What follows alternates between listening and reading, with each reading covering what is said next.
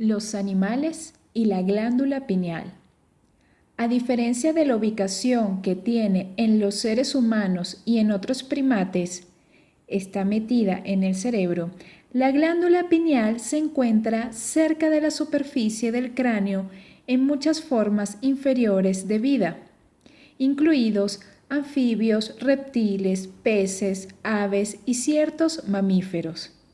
Esta ubicación le permite percibir las cantidades cambiantes de luz y oscuridad a las que estos animales están expuestos en distintos periodos del año y a distintas horas del día. Así, en muchas especies animales, la pineal influye directamente en los ciclos biológicos que dependen del cambio de las estaciones, como los patrones migratorios, los ritmos circadianos, los ciclos reproductivos, el alumbramiento estacional de las crías y hasta los rituales de apareamiento. ¿Cómo hace la glándula pineal para provocar que los animales den a luz a sus crías en determinadas épocas del año? Por ejemplo, consideremos los animales que invernan como los osos. Durante los meses invernales más oscuros, sus glándulas pineales segregan una mayor cantidad de neurotransmisor correspondiente a la noche, la melatonina, en el torrente sanguíneo y en los fluidos cerebrales.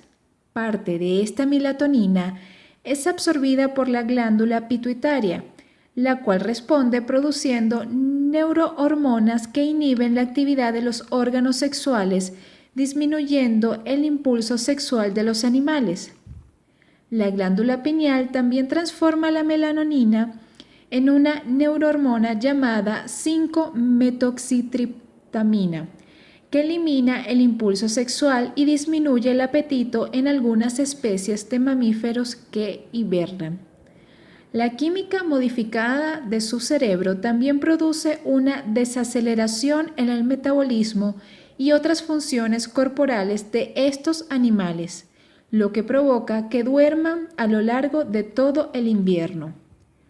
Cuando la primavera trae el estímulo de mayores niveles de luz, aumenta la producción de serotonina y otros neurotransmisores, haciendo que estos animales vuelvan a estar sexualmente activos y tengan un mayor apetito.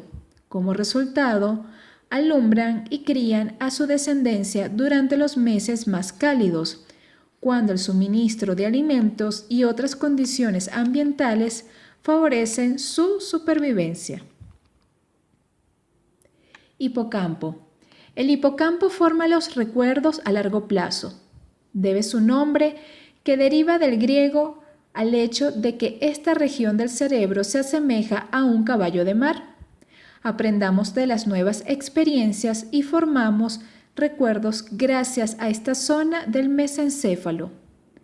Como una especie de empresa de recopilación de datos de la memoria, el hipocampo clasifica la información que ingresa de acuerdo con si tiene importancia a corto plazo o a largo plazo y la archiva según corresponda. Los recuerdos que van al depósito del corto plazo están relacionados con información que necesitamos de inmediato pero que luego podemos olvidar. Listas de compras, números de teléfono a los que solo llamaremos una vez e indicaciones que es probable que nunca volvamos a necesitar, son buenos ejemplos de la información que se guarda en la memoria a corto plazo. En la memoria a largo plazo, el hipocampo almacena la información a la que podemos necesitar acceder repetidamente o a voluntad en el futuro. Algunos ejemplos obvios son nuestro domicilio, el nombre de nuestro cónyuge, qué tipo de auto tenemos, etc. En la fiesta anual de la oficina, tal vez encontremos a muchas personas cuyos nombres no tendremos que recordar mañana, pero sería conveniente guardar el nombre de la esposa de nuestro empleador en la memoria a largo plazo. El hipocampo almacena recuerdos a largo plazo que se relacionan principalmente con nuestras experiencias. sobre la base de las diversas clases de información que nos brindan los 5 sentidos. El tipo de codificación de recuerdos que se produce en el hipocampo se denomina aprendizaje asociativo o memoria asociativa. Por ejemplo, imagina que un niño le tira piedras a una colmena y vive la novedosa experiencia de recibir múltiples picaduras. En el futuro, el niño asociará una conducta que provoca a las abejas como arrojarles piedras con la imagen de las abejas agitadas saliendo de la colmena, el sonido de su zumbido enojado, el lugar donde estuvo parado cuando lo picaron repetidamente y la sensación de esos dolorosos pinchazos. El hipocampo posibilitará el almacenamiento de esta información sensorial como recuerdo a largo plazo en distintas regiones del neocórtex, para que la experiencia pueda codificarse como sabiduría. Con un poco de suerte, este niño no tendrá que repetir la experiencia para que el mensaje le quede claro. La evolución del hipocampo ha permitido que muchas especies repitan conductas que mejoran sus probabilidades de supervivencia y eviten repetir acciones que amenazan su supervivencia. Exploremos de qué manera el hipocampo realiza esta proeza. Guarda un cuaderno de bitácora de datos relacionados con personas, lugares, cosas, tiempo y hechos. Los seres humanos tendemos a recordar mejor las experiencias cuando de alguna manera están conectadas a algunos de esos puntos. El hipocampo crea un recuerdo de sucesos personales relacionados con cosas que nos pasan en lugar y tiempo determinados. En este ejemplo, la gente puede ser aquel vecino cuyo pasatiempo es criar abejas. El lugar podría ser la propiedad del vecino. Las cosas podrían incluir las piedras que arrojó el niño, las abejas y las colmenas. Y el tiempo podría ser un día de verano. Y los hechos, por cierto, podrían incluir arrojar piedras, la consecuencia de ser picado y, tal vez, algún tratamiento posterior de primeros auxilios. Cada vez que tenemos una experiencia nueva, el hipocampo, mediante la combinación de todos nuestros sentidos, vista, olfato, gusto, tacto y oído, nos permite crear un nuevo recuerdo. Al conectar toda esta información sensorial entrante, el hipocampo asociará una persona con una cosa, un lugar con un tiempo, un individuo con un hecho, etc. El niño de nuestro ejemplo archivará su experiencia en la memoria a largo plazo relacionando al vecino, personas con abejas, cosas, las colmenas, cosas, con una loción de primeros auxilios que su madre le aplicó, olfato, la propiedad del vecino, lugar, con la experiencia de ser picado, suceso, el dolor de los aguijonazos, sensación con las piedras, cosas, y así sucesivamente. Más tarde, al volver a experimentar uno de esos elementos, oler la loción de primeros auxilios, por ejemplo, se disparará una corriente de recuerdos de esta experiencia, pero esto solo ocurre después de los 4 años de edad.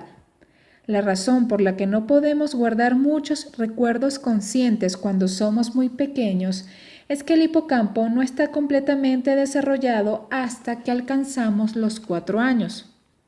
La memoria asociativa nos permite usar lo que ya sabemos para comprender o aprender lo que no sabemos. En otras palabras, es usar lo que nos es familiar para entender algo que no es familiar. Estos recuerdos son los ladrillos con los que podemos construir una mayor comprensión. Cuando absorbemos nueva información relacionada con personas, lugares, cosas, tiempo y hechos y asociamos esta información con nuestro diario de bitácora de los acontecimientos pasados que ya hemos experimentado mediante los 5 sentidos, creamos un recuerdo asociativo. Una función primaria del hipocampo está relacionada directamente con nuestra búsqueda de la novedad.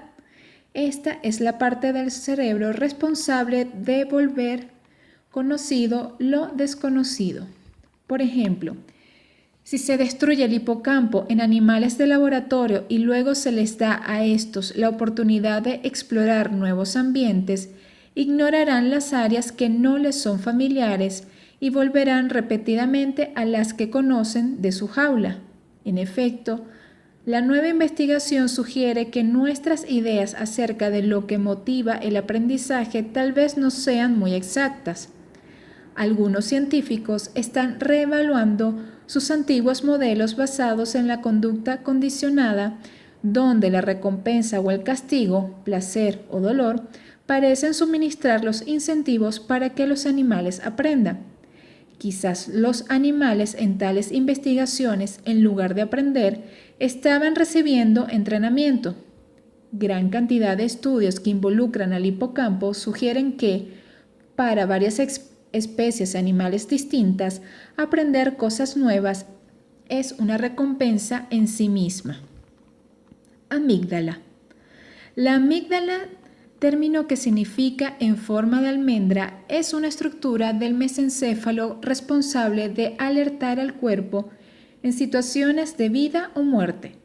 También almacena las 4 emociones primitivas sumamente cargadas: agresión, dicha, tristeza, miedo.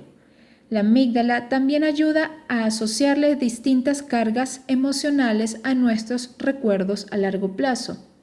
Cuando existe una situación que amenaza la vida, la amígdala ofrece un asesoramiento rápido y orientado a la acción acerca del entorno externo. Es la región del cerebro más importante en la generación de miedo. De hecho, la amígdala es la parte del mesencéfalo que activa el cuerpo para que responda, incluso antes de que tengamos conciencia del peligro, por lo cual a veces a esto se lo denomina respuesta precognitiva. Por eso, la amígdala es más importante para la supervivencia de nuestra especie y de muchos animales. Procesa información sensorial que resulta necesaria para sobrevivir en una situación de crisis y de manera instantánea alerta al cuerpo pasando por encima de otros circuitos. Por ejemplo, imagine que está andando en bicicleta en el parque mientras escucha la música que sale de su MP3. Cautivado por la melodía, en un momento, un niño sale como una flecha detrás de los arbustos y comienza a cruzar su senda, justo delante de su bicicleta. Su amígdala recibe una información vital que pasa por encima del neocórtex, provocando que usted clave los frenos incluso antes de que tome conciencia de sus acciones. Esta reacción precognitiva intensificada puede marcar la diferencia entre la vida y la muerte. Dado que el mesencéfalo es un área más primitiva que el neocórtex, tiene sentido que este mecanismo haya estado instalado en nuestra especie probablemente desde hace millones de años, mucho antes de que se desarrollara el neocórtex, más nuevo, pensante y razonante. Cuando se activa, la amígdala también crea emociones de rabia y agresión para ayudarnos a protegernos en situaciones potencialmente amenazantes. Así, una madre defenderá agresivamente a sus hijos o arriesgará su vida en toda situación peligrosa, aunque las probabilidades estén en su contra. Recientes estudios también indican que la amígdala está relacionada con el almacenamiento de recuerdos emocionales y con la percepción de ciertas situaciones en base a esos recuerdos. La amígdala cataloga las situaciones de vida o muerte como emociones atemorizantes, de modo que los recuerdos de circunstancias amenazantes puedan ayudarnos a evitar situaciones similares. En los seres humanos, las experiencias emocionales altamente cargadas que involucran enojo, miedo, tristeza y hasta dicha son codificadas por la amígdala como recuerdos a largo plazo. Sin embargo, la amígdala no le encarga a ninguna región específica de células nerviosas que almacene los recuerdos de estos sentimientos primitivos, predeterminados para crear o facilitar el recuerdo de una emoción particular. Los investigadores no pueden señalar ninguna región especial del cerebro y decir que es ahí donde reside la tristeza, por ejemplo. De manera similar, estudios con primates no hallaron ninguna área determinada de la amígdala que produzca dicha tristeza, rabia o miedo. En un estudio nuevo, bastante intrigante, científicos de la Universidad de Gales trabajaron con un paciente ciego que parece poseer un sexto sentido, que le permite reconocer caras tristes, enojadas o felices.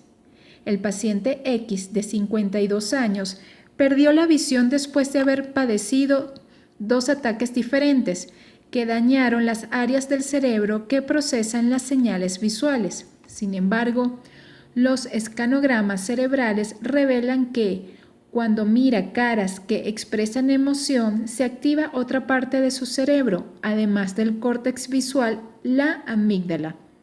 Esta pequeña estructura responde a signos o recuerdos faciales no verbales que muestran enojo y miedo.